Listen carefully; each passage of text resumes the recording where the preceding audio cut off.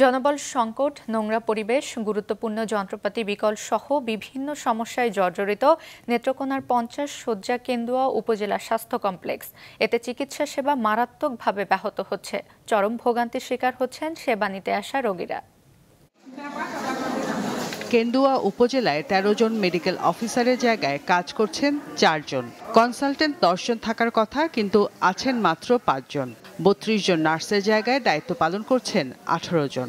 এছাড়াও lab technician, pharmacist, store keeper, office সহকারী, cleaner সহ বহু গুরুত্বপূর্ণ পদ শূন্য। স্বাস্থ্য ও পরিবার পরিকল্পনা কর্মকর্তা এবং আবাসিক চিকিৎসা কর্মকর্তা পদ দুটো শূন্য। জনবল না থাকায় হাসপাতালে থাকা আল্ট্রাসনোগ্রাম মেশিনটিও ব্যবহার করা যাচ্ছে না। বহির্বিভাগ ও ভর্তি রোগীদের অভিযোগ, মানসম্মত সেবা পাচ্ছেন না তারা। হসপিটালটাতে কোনো এই ওষুধ বড়ি তো নাই, যেমন নার্স কিংবা ডাক্তার অনেক কিছুর অভাব আছে। বেডের সমস্যা, বেডের সংকট এবং পরিষ্কার পরিচ্ছন্নতার যে সংকটগুলো আছে এগুলো যাতে কর্তৃপক্ষ একটু ভালো করে দেখে।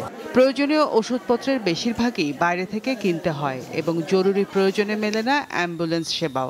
এমন অভিযোগ করে দ্রুত সমস্যার সমাধান চান সেবা প্রত্যাশীরা।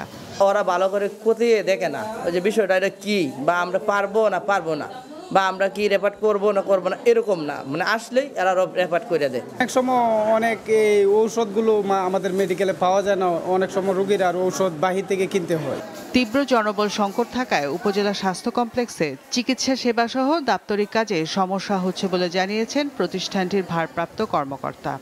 ডাক্তার সংকটের জন্য আমরা এই চিকিৎসা খুব হিমশিম খাচ্ছি আমরা চিকিৎসা দিতে। এটা আমরা এই জনবল সংকটের জন্য আমরা আমাদের সিভিল সার্জন স্যারকে লিখিত অভিযোগ দিয়েছি যে ওনার এটা সংকট নিরসন করার জন্য। ঊর্ধ্বতন কর্তৃপক্ষকে সমস্যাগুলো জানানো হয়েছে, দ্রুত সমাধান হবে বলেও আশা জানিয়েছেন সিভিল সার্জন। আশা করি অতি দ্রুততম সময়ের মধ্যেই এই চিকিৎসা সংকটটা কেটে যাবে। তাছাড়া কিছু স্বাস্থ্যকর্মী সহ অফিস স্টাফের সংকট রয়েছে, আমরা নিয়োগ প্রক্রিয়া চলমান রয়েছে, এটা অতি দ্রুত আমরা শেষ করে ফেলবো। এটা শেষ হলেই এই জনবল সংকটও কেটে যাবে। কেন্দুয়া সহ পার্শ্ববর্তী কয়েকটি উপজেলার 4 লাখেরও বেশি মানুষের চিকিৎসা সেবা নিশ্চিত করতে দ্রুত পদক্ষেপ নেওয়া হবে বলে আশা উপজেলাবাসীর।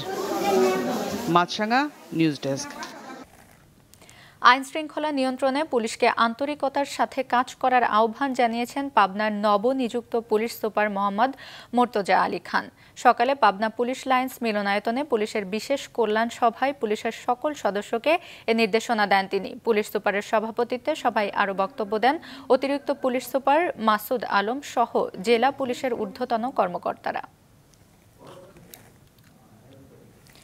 পাবনায় 8 বছর ধরে গুমের শিকার আব্দুল গাফফার পিয়াসকে ফেরত চেয়ে সংবাদ সম্মেলন করেছে পরিবারের সদস্যরা। দুপুরে পাবনা প্রেস ক্লাব মিলনায়তনে এক সংবাদ সম্মেলনে তারা জানান, 2016 সালের 4 ডিসেম্বর দুপুরে সাদা পোশাকে কয়েকজন লোক শহরের লাইব্রেরি বাজারের দোকান থেকে তাকে মাইক্রোবাসে জোর করে উঠিয়ে নিয়ে যায়। এরপর থেকেই সে নিখোঁজ, এমনকি সেদিন থানা কোনো জিডি গ্রহণ করেনি।